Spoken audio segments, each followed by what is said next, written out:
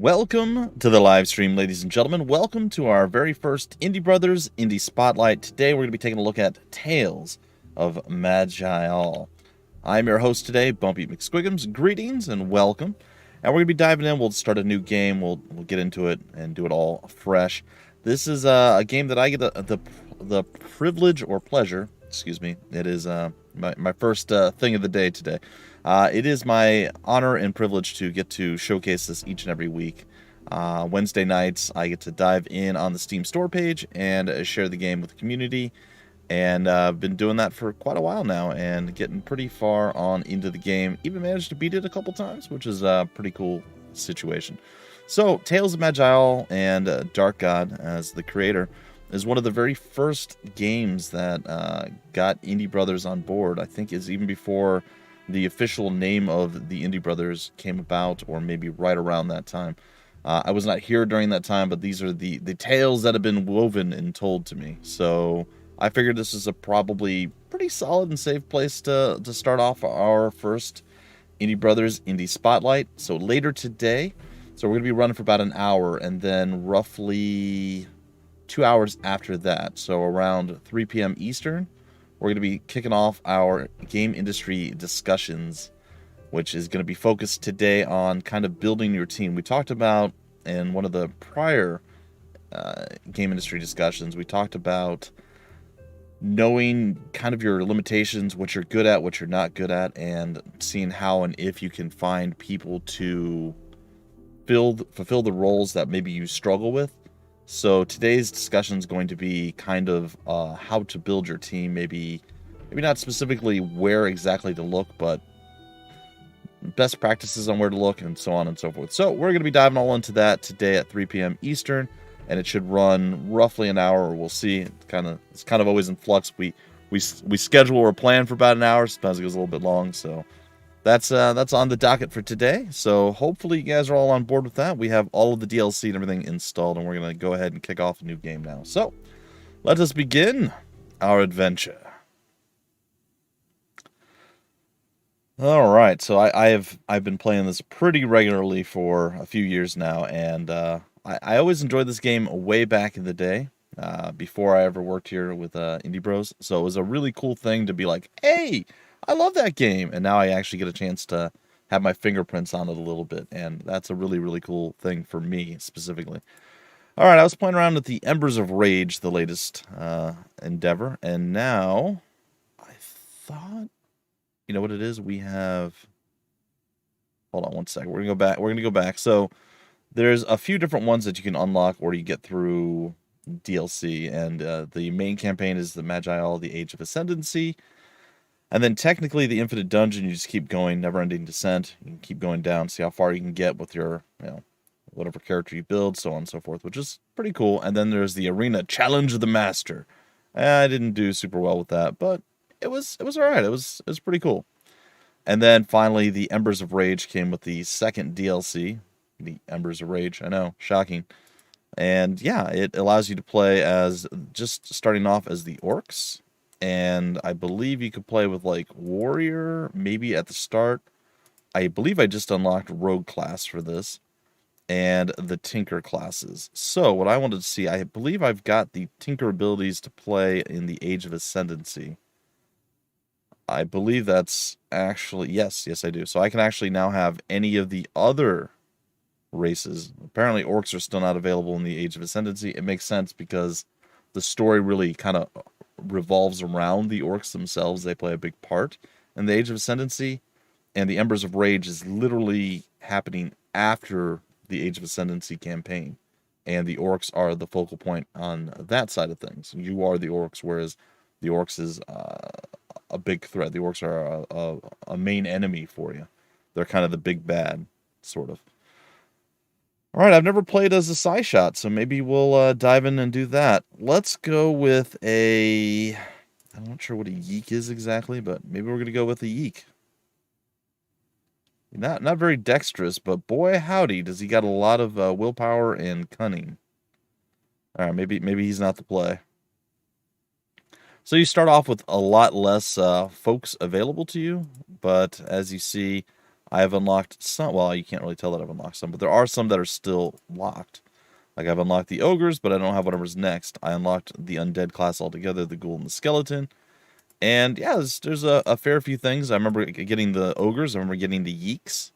So I'm thinking maybe halfling. No willpower in halfling. Well, let's check the elves.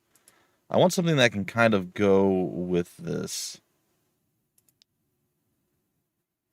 It's got dexterity. Oh, it's dexterity and cunning. Oh, okay. Well, that might change. What does the halfling got then? Dexterity and cunning. All right, we're going halfling. It has been decided. We're going to be half pint. Half pint the halfling. Because why not? Why not? We'll be a female. We'll mix it up a little bit. I'm going to go on. There's several different difficulties. There's easier, normal, nightmare, and then like just extra death, murder stuff, which is not great. Easiest for the week, normals for the week, nightmare is too easy. Bring on the true pain, and then insane is for the week. Bring on the mind-shattering experience. We're going to stick with normal.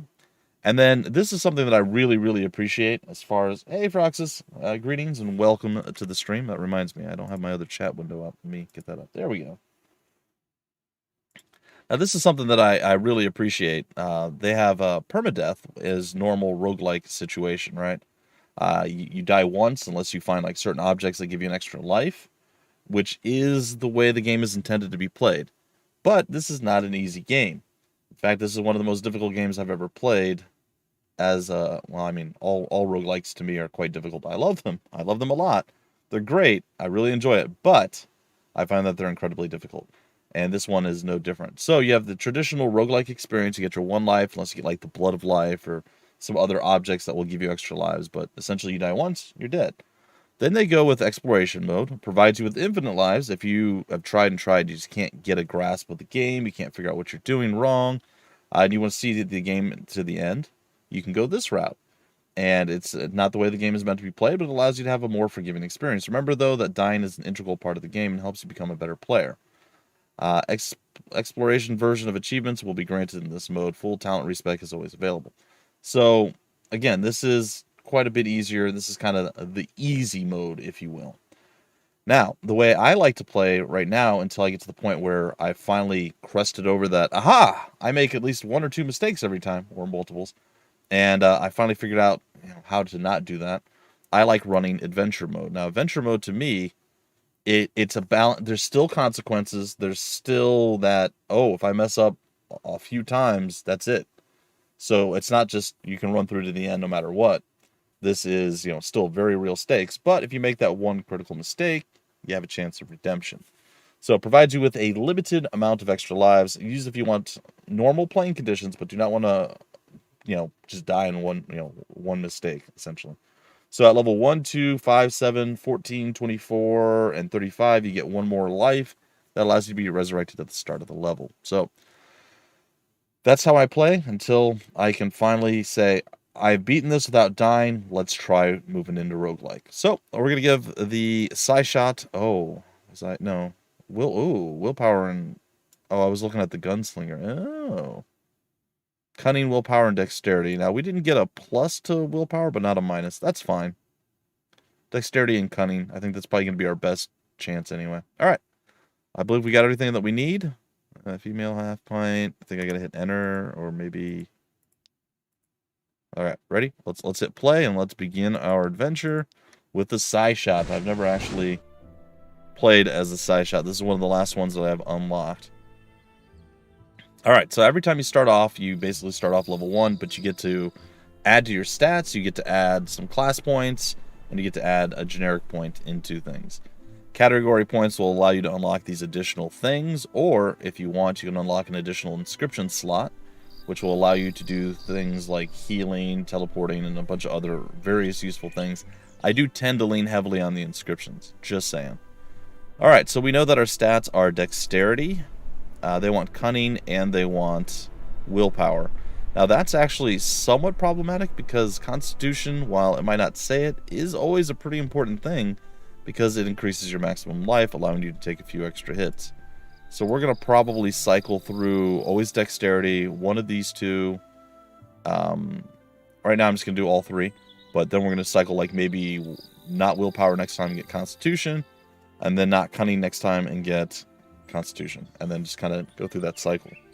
Maybe all three, one off, all three, one off, something like that. So we build everything up just a little bit. Dexterity generally correlates a little bit more directly to your chance to hit, your critical attacks. Maybe not critical attacks. I thought it was critical attacks, but your chance to hit with with ranged weapons, your ability to avoid attacks, and your chance to hit. Oh, it does say critical. Shrug off critical chance. Okay. So I knew there was critical involved. Alright, so Steam Tech Psi Gunnery. Increase your weapon damage. So this is one that we'll want to max out as early as we can, but it's going to be tied directly to dexterity. Once we get 18, 24, 30, 36, and 42, we'll be able to actually put a point into these, or into this category and up it. Metal Star. Quickly aggregate particles of metal around your Mind Star and focus psionic energies. Oh, that's right. So we have like a gun, a steam gun, and we have a Mind Star, which is some sort of weird sort of melee weapon. So it'll be an interesting combination of how attacking skills work, because I have no idea. Okay. Sonic energies. The metal explodes like shrapnel, knocking back. Oh, that's pretty useful. Psionic Gestalt. Let your mind tap into your steam generators for energy. Increasing your mind power in proportion with your steam level. Huh. And when at full steam, 0, and when at full steam, and 0 when at 0 steam. Okay, so 4 to 8, and then at 0. Gotcha. Using psionic talent will feed back into your generators, increasing your steam power. Okay, so they kind of play off of one another. So when we use a mind power or psionic talent, we'll increase our steam power, and then we use the mind power from the next mind power. It will actually go ahead and grab us and increase damage due to the steam. There's a lot of information here. It's kind of a lot to parse through and kind of understand. So forgive me as I try to work out in my mind how these things actually work. It's a sustained mode as well. And it costs psi, apparently. Using Steam Tech talent will feed back into psionic. So they basically go back into each other, which is interesting. Okay, and then these two we don't have. It's an activated talent. Condensate hot steam around your foes in a radius of 1 to 4, burning them for 67 to 140 fire damage, applying the wet effect for 4 turns, having their stun resistances. Huh. And finally, Psionic Fog. This is a sustained skill as well. Drains 1 steam and costs 18 psi. Concentrate your willpower or your will to psychoport some of your steam of your generators to a remote location. Huh. Each turn your steam accumulates there up to 9 charges. When you deactivate the effect, you release the accumulated psionic and steam engine or energies, instantly switching places. Oh. At the target location, releasing the charges in a fiery explosion of hot, wet steam. Huh. Well, that's a weird skill. I like it. And then finally this one. Also sustained, drains 4 steam. Using psionic energies, you temporarily alter your blood, turning it into molten iron. Well, that's nice. That probably feels good. When affected by molten blood, all creatures that hit you in melee, they take fire damage. Okay. All your resistances are increased by 5 to 20, and all new detrimental effects you have... Sorry. All new detrimental effects on you have their duration reduced by a bunch of time, and damage increases your steam power. Alright, I got it. Alright. Probably gonna go with the 2 that we have right now. And... I mean, it's not that useful. Racial talent, what is this? Luck and cunning, increase your critical strike chance. Alright. I'm gonna go that route. Might not be the play. We're gonna figure it out. Let's see. Let's get into it, guys and gals. Welcome, Half Pint. You are a halfling of death. Most people take halflings for peaceful crop growers that never leave the borders of their garden, yet history has taught us that halflings are a force to be reckoned with. They still maintain a powerful army. You have chosen a rare path for yourself, the path of adventuring, whose loneliness does not usually fit your people. Inspired by the stories of dragons, gold, and the treasures to be found in ancient ruins, You have decided to venture into the old and wild places of the world, looking for fame and glory. You have come to the land called the Dirtfields on the western border of the Thaloran Forest in search of the Trollmire. It is an old forest infested with trolls and all kinds of wild animals. To the west lies another dangerous place, the old ruins of Corpool. You have heard the caves below it were infested by vermin and undead. After days of travel, you have found the forest and entered it. What will you find there? Well, we're about to find out. Alright, so this is my Psi. Okay. This is my Steam Power. And we have 19 shots. I don't know if I need to keep this on my bar. And I don't know. Oh, we got... Do I actually have rocket boots? I do. Cool. Okay, and we also have these injectors. Okay, that's fine. So some healing. What is Attune Mind Star? Not sure what that is exactly. We'll figure that out. Okay, so you can move around in a variety of ways. You can use the numpad, and you can move in all sorts of diagonals. You can use W, A, S, and D. By hitting like S and D, you move diagonal to the bottom right, or A and W, you move to the top left. So you can move around with W, A, S, and D. You can also click, and your character will move. Now, this game has something that's really, really cool, something that I appreciate greatly. There's also ways to... You can't like zoom in and out like you would in a lot of games, but you can actually change the zoom level from options if you want to get in closer or further away. This is about the level I like to play at, but you can definitely play further back if that is so inclined to do. So it tells you down here there's a fox off screen to the south. So we see it right there. How far can I shoot? Not that far. I can shoot one closer. There we go. There we go. We got our first kill. Now, one of the things you can do is, as you see up here, we have a little map. If I hit tab, it brings it up a little bit bigger and moves me around when I click, or when I drag the mouse. You press the Z or Z, if you prefer, button, and it will auto start exploring the area, which for the most part is fine, but every once in a while it will get you in trouble. So do be aware of that. These are sustained abilities, huh? This is an actual shot. So is that. Alright, so I like to keep my sustained abilities a little further away.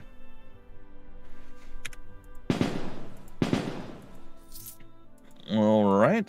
And then, like I said, you can move around a little bit yourself. And, of course, we're going to come across all sorts of notes and things that kind of tell you what's gone on before. A lot of times through, like, diary entries and things of that nature. People leaving notes and so on and so forth. It's an interesting and fun way to kind of see what happens without needing to like go up and talk to a bunch of NPCs and so on and so forth. So you find a tattered page scrap. Perhaps this is part of a diary entry. It is a gorgeous glade, but I could swear that looked like part of a human femur. Saw an absolutely gigantic troll, but fortunately I threw him off my scent.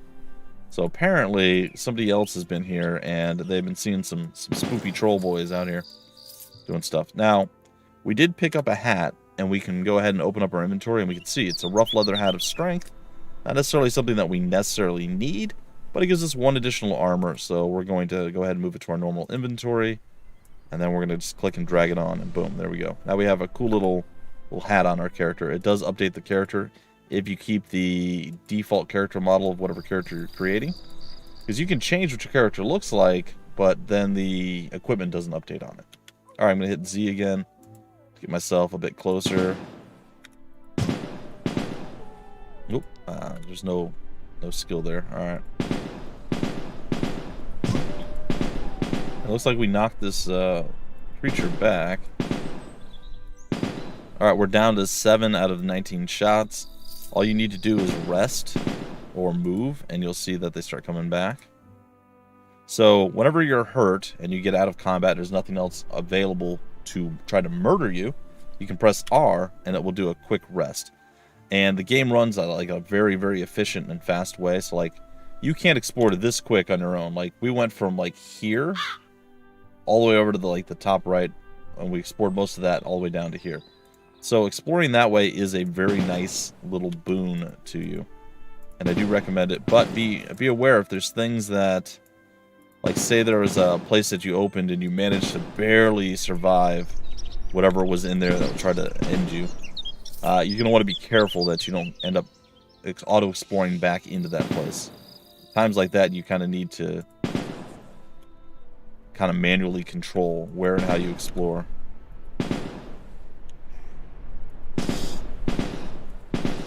Alright, skeleton. I was able to knock him back. So what does this do again here real quick? It's activated.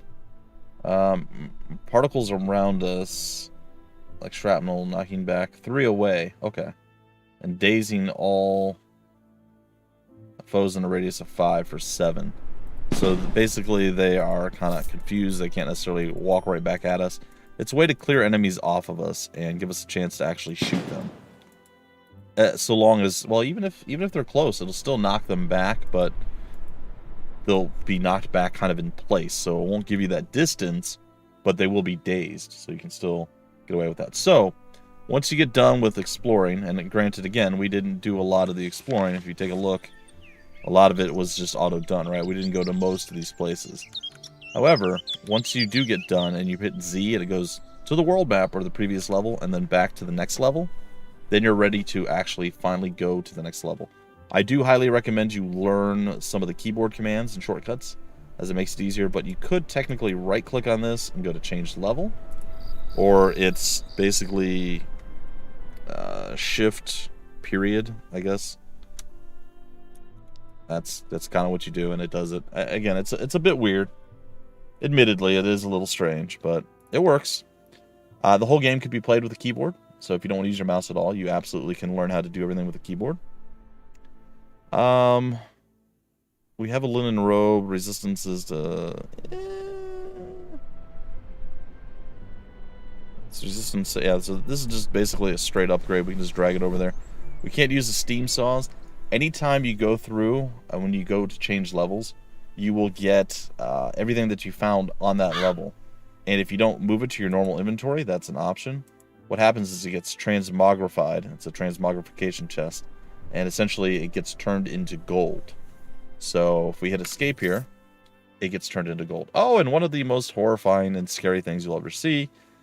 Not because it's horrifying and scary, but because this is one of the banes of the existence of this game. You're quested or requested to go and escort someone. In this case, a lone alchemist and level 2 of the Trollmire. You can see here on the map, it's real small, but that's basically where we need to escort them to. That's pretty far away. They just sort of make a beeline to it. They just are like, all right, we're going. And you have the ability to like click on them and tell them to wait. They'll only do it for a little bit of time, and they'll need time before they'll wait again. So they always run off and get themselves killed. It's a nightmare, and I hates it. But it is what it is, right? So you go here, you can open up the journal with, I think it's J, and it tells you, our normal one is of trolls in damp caves, and explore the caves below the ruins of Corpool, and the Trollmire in search of treasure and glory. And then it tells you over here if you've actually accomplished them or not. They're grayed out, so no. And then escort the lone alchemist, and yeah, we're gonna try it. So down here it says, please help me. Pretend to help, but when it's time, you will use the technique to make the portal fizzle. Relgubar. The lone alchemist will be sent to Ziggurat to be dealt with properly. Lead on, I will protect you. So there's a group that does not like anything magical. They're called the Zigguranth. And apparently we can kind of side with those guys and be like, hey, oh yeah, no, we'll totally help you. And then we send them to the Zigguranth. So it's kind of funny that that's an option. Or we can lead on. Now, if you do lead on, you will get, and you manage to survive the way there and get them to their portal, they will give you a reward. It could be stats, it could be a new skill, there's a whole bunch of different things that they do. So we'll try to protect them, but there's a very real chance that it's not going to happen. Help, Forest Troll the Southeast. Maybe don't walk into them, or do that exact thing that I said not to do.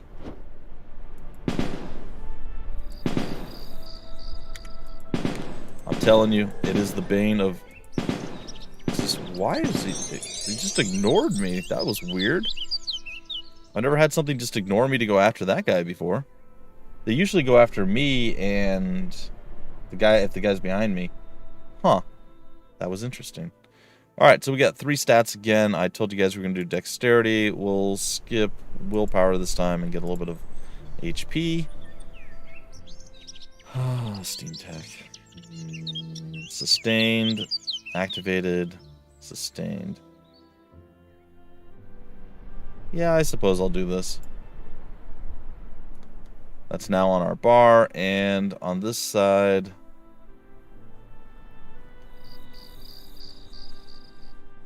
This is light armor training. We'll get our light armor training on. It'll give us a little bit more out of it. Okay, yep, I accept changes.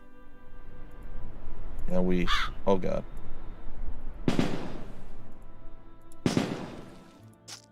Stop it! Why do you do dumb stuff? Oh, God, he's moving. Oh, no, where'd he go? Oh, no, I lost him. He's gonna die.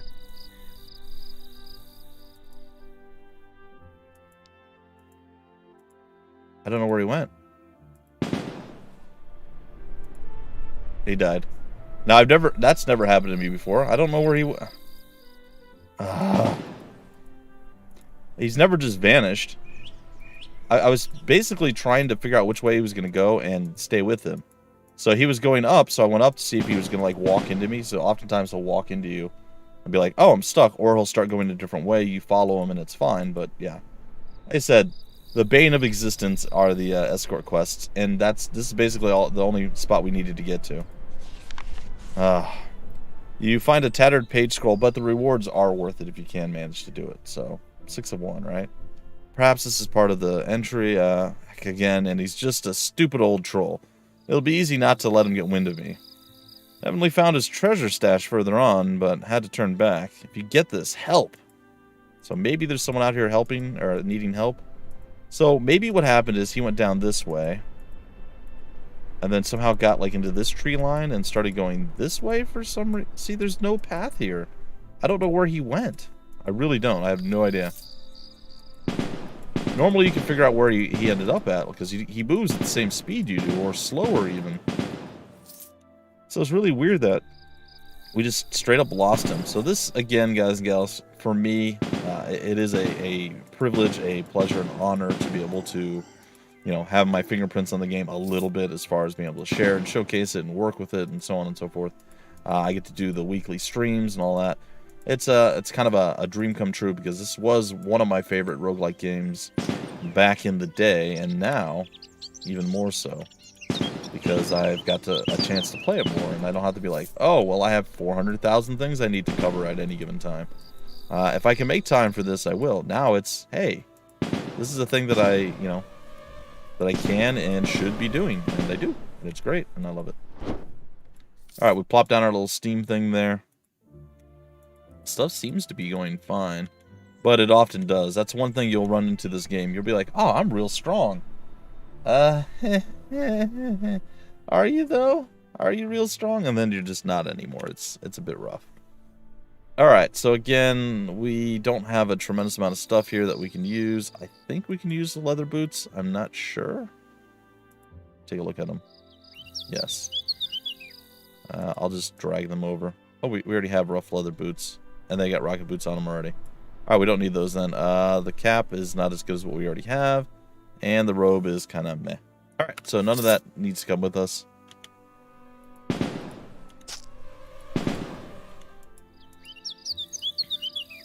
All right, there's a little slimy boy over here. There's a wolf off screen to the north. There he is. If you hold down shift, you can actually drag your screen around a little bit if you want to look around. But I believe our range with our gun is only... Let's take a look. It's only like 5 or 6. Yeah, it's 6. So we only got 6 range, so that is something to be aware of.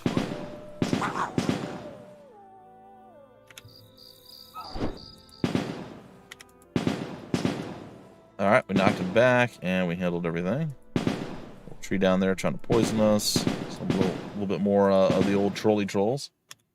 So how are you doing today, Froxus? You having a good day today?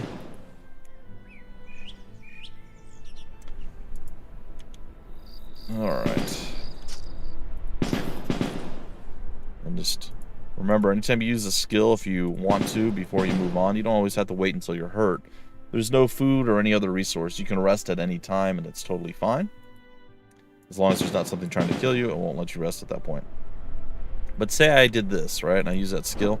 Instead of waiting the 4 turns, oftentimes some things are much, much longer of a wait. You can press R, rest, and then it will be like, oh, everything, all your health and everything is back up, and all of your cooldowns are off. So you're good to go at this point. Alright, made it to the next dealie here. Alright, we're going to go that route, and on this side of life, I kind of like this one. This is a pretty decent skill. It's got some pretty okay AoE, decent range, a range of 7. So I'm not opposed to throwing another one in there, to be honest. We need to get 24 dexterity before we get an upgrade to Side Shot, which increases our weapon damage and physical power by 30 when using steam guns. When your bullets hit a target, you instinctively reach out to the impact and use kinetic force to project a Mind Star attack, also doing a bunch of damage. Oh, wow. That's incredible. Yeah, no, that's 100% a thing that we need to update, but we're going to go with the condensate right now. And, you know, I'm going to go with the therapeutics, I think. Kind of slowly build through here. A lot of the technique and combat training is going to be stuff that we're going to need to focus on as well, but we're not able to actually do that yet. There's a giant white mouse to the northeast. There it is. Oh, they do stealth sometimes, as you saw there. There's tons and tons and tons of achievements on Steam. There's tons and tons of unlocks. I think over 1,700 achievements.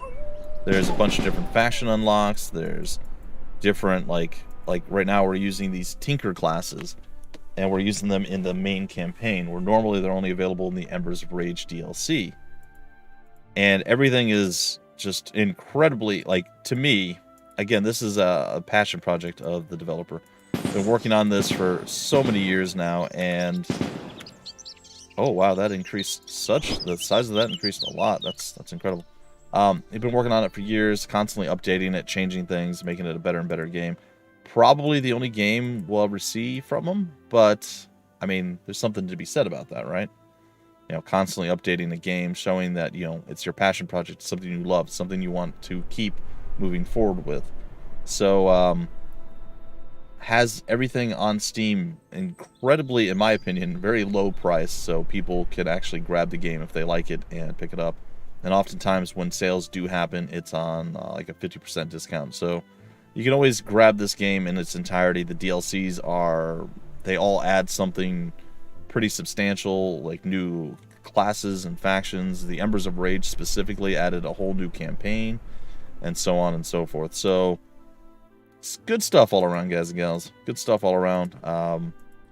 Probably one of the best bangs for your buck out there. Like legit, no lie. Just, I'm always like, wow, why is it so, like, why is the price so far down? And it's just, you know, he wants people to play his game. All right, so this is Prox the Mighty. So this is the big troll that's been causing some issues here. So we're going to go ahead and hit him with our little steam blob here. And I guess he teleported to me. Okay, we're going to go ahead and hit him with the Melt Star, which is going to hopefully knock him back. It did. Then we're going to hit him with this, which I still don't know what this does. What does this do? Increases weapon damage by 34%, physical power when using steam guns. Your bullets hit a target and instinctively reach into the impact of kinetic. Oh, this is supposed to just do more damage? Oh. Oh, okay. Yeah, he seems to be very upset with us right now. So we have rocket boots, which we haven't used yet. So let's go ahead and use those. Essentially, I believe it's going to increase our speed. Yeah, increased our movement speed by 100, and we're going to leave a trail of fire on the ground behind us. So we're going to be able to get a little bit farther away from him and do some damage to him along the way. And he's close range at this point. We could rocket boot again. And that's how we actually took him down. So it's always a good idea to utilize the various different skills and things that you have available to you. and sometimes think outside the box, just like, oh, I just want to straight attack this guy. Might not be the best play. Might not be the best idea. Of trolls and damp caves, and it goes anytime you update a quest. You see we failed our escort quest there. It shows over here that we did indeed manage to complete the first part of this. So next up, we have to go to Corpool, but there's more to this than just that. Also, this guy's still coming. Knock him back, daze him, and we're all good. Oh, we got a length of troll intestines. Alright, and hidden treasure. So we're about to see a little bit more here. The way to the treasure is to the east, but beware, death probably awaits there. You find another diary entry. Writing this in a tree, he's at the bottom of it waiting. His club is the size of a tall dwarf. I don't think I'm going to make it. See a little bit of blood on the note. Alongside this note is a part of a plan of the region. Alright, here's the treasure loot. We're going to go pick it up. We're going to get the sludge grip. These gloves are coated with thick green liquid. They are special. The blood of Undeath. Okay. This vial of corrupted blood reeks of death and decay, yet somehow you feel drawn to it. Is it the tantalizing notion of eternal life or power? You cannot tell, but the urge to drink is great. So this will eventually, when we die, if we die, we'll probably die, we can come back as the undead at some point, which is pretty cool. Hey, Tigers fan, how's it going? How many times have I beaten this game? 2 or 3 now. I think it's 3. I just unlocked this Psy Shot, and it seems to be very high damage. But I don't know how many escape mechanisms we can do. Essentially, it's the Embers of Rage classes, the Tinkers, the Saw Butcher, and the Gunslinger. I unlocked a new one of those, the Psy Shot, and I did well enough in the Embers of Rage, which is a miracle to me because I really struggle with that one, that I unlocked those classes for the main campaign. So it's pretty cool. You found a Rod of Recall. You can use it to get out of your current zone. So the Rod of Recall is a really, really important part of the game. You will be using it. I have it down here in my final bar. You'll be able to teleport all over the place. Well, out of dungeons, essentially. It's one of the ways you get to the bottom of the dungeon. Instead of having to backtrack, you teleport back to the surface. It's very useful. And there's other times where they kind of force you to use it to get to various different places. Have you managed a victory yet? I do still play it on the one where you have some extra lives and not just the roguelike side. Those runs tend to end super quick, and then I'm very sad. Alright, we're going to do 2 of these. 1, 1, 1, and 1. What is this? Boiling shot. You've never managed a victory? It took me a long time. Try, if you haven't tried it yet, try playing, like the Archer was pretty good, but try playing with shield units. The Bulwark, surprisingly high damage and defensive, can actually survive. And the slingshot guy, the guy with the slingshot and the skirmisher, I think it is. Both of those I have managed to success with. Can't remember who the third person I did it with was. Maybe it was only those 2. Or maybe I did one of those twice or something like that. Maybe I only beat it twice. I thought it was a third time, but I could be wrong. Alright, what does this do? Using sounding energies, you overheat your shot, dealing a whole bunch of damage. If it hits a wet foe, it will vaporize, removing the wet effect and dealing... Ooh, that's a pretty nice skill to throw together. It might be... It might be in the rogue class, or it might be... You have to play the archer. It's one of those things. There's a lot of stuff that it's like, what's available, what's not available. After you play for so long, you kind of start to forget.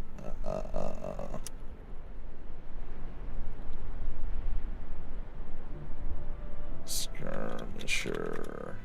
It did say I saw Skirmisher unlocked, so maybe it's not available. How to unlock the Skirmisher? Let's find out. You need to counterattack from range. Thought it was 5 tiles somewhere, but you don't remember. You did it on a bulwark in the Dearth Arena. Block the halfling sling attack and then shot it back at him. Okay, so somehow you have to do a counterattack. Yeah, I definitely went to check. So apparently through naturally just doing stuff, that happened for me. That's a weird thing. Alright, let's see here. Skills. I've looked up a few things, but not too... Ooh, finally passive stuff. I love passive things. When you fire your metal star, you also establish a psionic blood link with the shrapnel still inside for a bunch of turns. Each victim is drained for physical damage. Oh my goodness, that heals you? I really like this class so far. It's some pretty impressive stuff. The cooldown never changes, but they're knocked away and dazed for longer. That does more. This is an incredible... I say this about a lot, though. Like, I really like the mage classes when you unlock stuff beyond the alchemist. They're, like, so powerful, but, yeah, basically walk into an area and somebody sneezes and you die, and you're like, oh, that wasn't supposed to happen. Why? So, yes, very sad times when that happens. I'm playing the Psi Shot, which is, I think, the third class in the Embers of Rage DLC that you have to unlock somehow, which I don't know how I did it, but I did it. Last week I did it, actually. So I was like, hey, let's try this out. And I unlocked the ability to try those classes, or play those classes in the Age of Ascendancy campaign. So I can still melee, too. I don't have to necessarily shoot. That's cool. Alright, I don't want to actually go to the Trollmire thing yet. I tend to try to leech as much stuff as I can out of the area. Alright, we're moving this to our normal inventory. I don't know that I want to drink it yet. That's terrible. Don't need that. I don't use a sling. That's better than what we're using now. And it kept my rocket boots on, so I like that. Hat of Dexterity is better than a Hat of Strength, so we're going to do that. And the Sludge Grip, I have no gloves, so these are better no matter what. Alright, and everything else can go away. The Copper Ring adds nothing, so just going to transmogrify it. Hello, Super HCO. How are you doing? Excuse me, and welcome to the stream. Oh, it needs to stop snowing outside, I'm telling you. The cold air has been killing my lungs lately. Alright, we're going to Core Pool. Oh, good. Immediately, another escort quest. What's your track record, Tigers fan, on the escort quests? I imagine probably about as bad as everyone else's. I think I'm probably at like 60 to 70% success, but there's times where it's just a nothing gain. It's just like they die immediately. Super. Okay. And or HC. Well, welcome to the stream. We've got about 15 minutes left, and then later today we'll be diving into with my other two hosts. It'll be a Tiny Disaster, myself, and Cup of Goodness, and we'll be diving into our game industry discussion, talking about how to find your team. Kind of a continuation of what we saw before on one of our chats, and it was essentially kind of figure out what you do well and where maybe you might need some help, and you know, spend your budget when and where you can when creating games to I guess make the strongest thing you possibly can. So like if you're really bad at art, instead of just putting up really janky artwork, for instance, maybe find try to find or hire even a concept artist, or maybe the full digital artist, and do that, or find assets or something along the lines. And we're all about trying to find who to or where to find people, and the best way to pursue it, maybe where to put it out at, not necessarily like direct websites, but maybe, hey, on social media you could put this out saying you're looking for a digital artist, or so on and so forth. We have a bunch of notes. We'll be running through it. It'll be about an hour-long discussion, and that'll be taking place around 3 p.m. Eastern today. Damn that Zemeckis. Damn his insane experiments. Why in the blackest night did I ever agree to take part in them? Oh yeah, because I was broke. I think I might have considered things differently had I known to be transported without my clothes, though.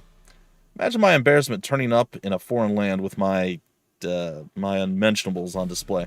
Thankfully, I managed to borrow a robe from a friendly farmer and did some work for him to earn gold enough for a bit of food, a journal, and a rusty old sword. When I heard there were ruins filled with undead nearby, I knew my calling had come. So here I am, mighty Sun Paladin Telthar, to prove my strength in these foreign lands of the West. All I found so far is rats. I hate rats. Doing good. Doing good. Alright, let's see if my person comes along. You coming, buddy? Yeah? We might do it! Oh my goodness. Alright, and now we're going to get our reward. Just reward. So basically, so we failed the lone alchemist because he disappeared on me. I still don't know how that happened. And then this one we successfully got him to where we needed to go, which is cool. So here we get to choose. We can get dexterity, which is really, really solid for us, or cunning, also really good. Then there's a lot of different attacks, or talents that you can get, or you can even learn a specific category. It's all based off of what he is. He's a scoundrel, I believe it was. So while I am definitely drawn to dexterity or cunning, I love lacerating strikes. If you can get this and max it out, it's incredible. Basically what it does is, it'll tell you down here in the bottom right, your melee and ranged attacks have a 20% chance to shred enemies, inflicting an additional 100% of damage dealt as bleed over 4 turns. When you max that out at level 5, that's 100% of the time you're doing 100% extra damage as bleed over 4 turns. It is an incredible skill, and one that I always pick up. So, there you go. Unless maybe if I was a mage, I wouldn't pick it up, but still. Alright, another journal page here for Corpool. Aha! I have found the accursed undead that plagued this nefarious dungeon. The skeletal fool was thankfully no match for me. I suppose it helped that he had no arms. I found myself an old shield that, in spite of a few dents, seems serviceable enough. Some of these rats are big, and giving them a strong bash with the shield helps to stop their poisonous bites before I get my sword to their necks. I also found a few gems. I may have to hunt around for more. Not out of any personal greed, of course, but my noble quest requires that I gather resources to defeat the great evils in this land and back home. Diamonds are my favorite. So sparkly. Good times. Alright, now we can just kind of go as normal here. Alright, see, he's bleeding now. And will he bleed out? Nope, the bleed ran out, but he's down to 2 HP, basically. I'm going to actually go and punch him. There we go. For 5 nature damage, apparently. I have nature fist. I don't know. It's fine. It's fine. It's fine. Alright, Skilly boy. So if we do this, and then we do this. Yes. That works well. Alright, so let's switch this out a little bit. Let's put this here and that there. I think that works out better. So just like incredible damage right now. Granted, I'm still very early on, but imagine if we get some, like a nice bullet upgrade, bullet pouch upgrade, a new gun maybe. I think it'll be looking pretty solid. I mean, right now we're still able to take most things down in a hit or two.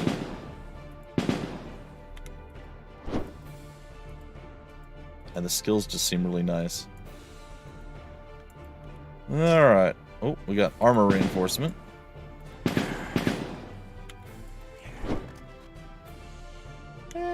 I can't reach that far. Oh. The jelly ooze decided to jump at me there. See? We can punch stuff. It's fine.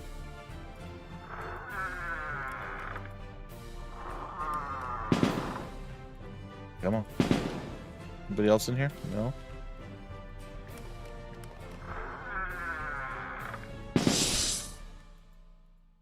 I was hoping maybe we'd get that lucky bleed on him. Alright, so we cleared out this whole area. We're going to go to the next level. And we'll see a shielding rune. I don't have any inscriptions yet. What is that? Oh, that's to change my mind star. That's right. And none of this other stuff really matters to me. So we're good to go. Now, right now, I believe... there's a worm mass above us. I believe I can choose. I think something... Oops.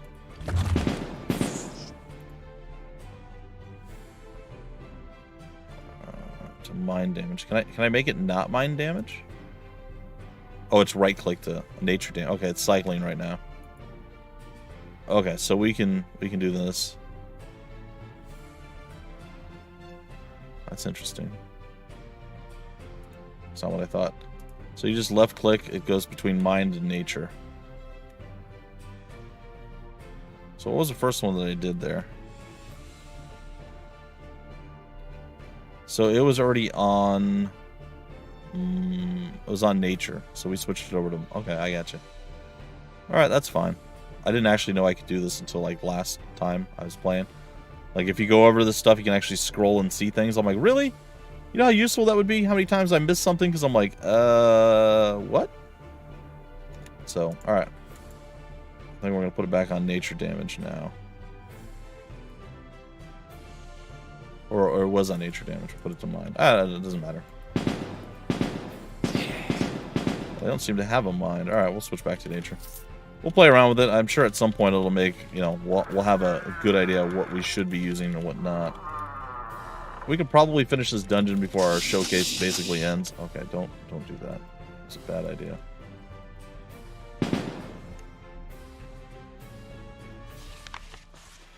This place is infested. I found a lot of skeletons now, and unfortunately most of them have borne a full set of limbs. However, my holy quest cannot be denied. Plus, I got a really great sword off of one of the blighters. I can chop up anything easily now.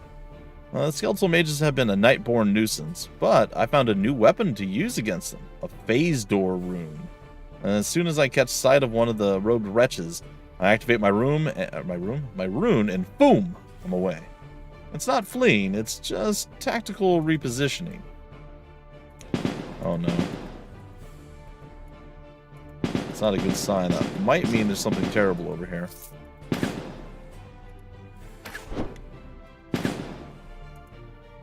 Oh, no, I guess we're fine. Usually those shadow things are like a precursor to something that's summoning them, and this is not the case this time around. Which I guess is nice. That is such a powerful skill. My goodness. Oh, no, it is a precursor. He's up here. He's going to be in this room, whatever he is. There it is. It's Zanadhita, the giant crystal rat. Oh, he is unhappy that I exist. He's also not alive anymore to really complain, so, whatever.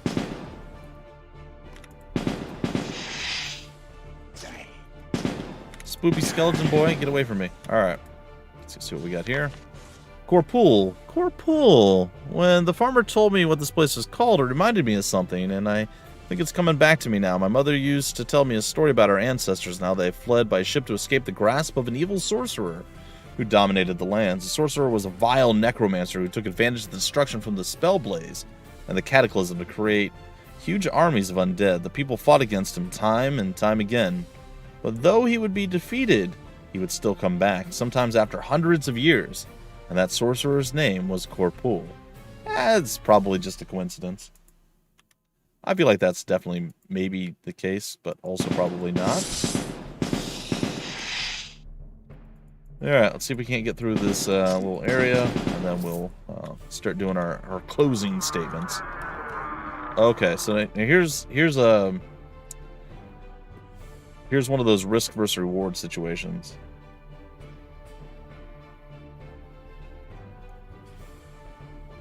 Alright, I'm going to keep that on for right now. Whenever there's a thing that's a sealed off door like this, I think every time the thing on the other side is a higher level than everything else in the area. Now, how much of a higher level, that is the question, and there's no guaranteed way of knowing. So this could go very badly. I've gone to where we were fighting stuff that was like level 5 before, which I think is around what level we're fighting now, 7 to 5, somewhere in that range. To something that's like level 30, and it just destroys you. So, yeah. It's level 23. That's still a pretty incredible jump. But that doesn't necessarily mean we can't handle it. See, we were able to kill that. But the question now is, do we continue forward knowing that these things are that high, or do we go to the next area? I sort of want to go to the next area. So I don't know where that is right now. Right there. We'll come back to that one. Alright, let's take a look at what we picked up. Bunch of garbage. This is fine. We don't have a belt. Nope. Heavy armor. Constitution. No thank you. Okay. All that can go and be turned into gold. So we really haven't got any increase in any of our weapons at this point, so we're still running off of our basic starting equipment as far as weapons go, which is a little unfortunate. I think we do that this time. Again, I do love me some passive skills, so I'm definitely gonna try to go that way. Actually, I can't do that one right now. I need to get... No, you know what? I can do this. It's fine. It's fine.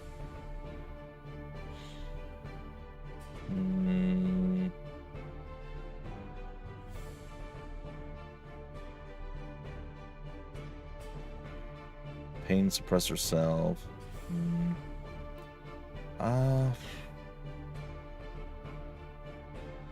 Passive steam tank. Let's go with another point into that. Eureka! I learned second skin. Sweet.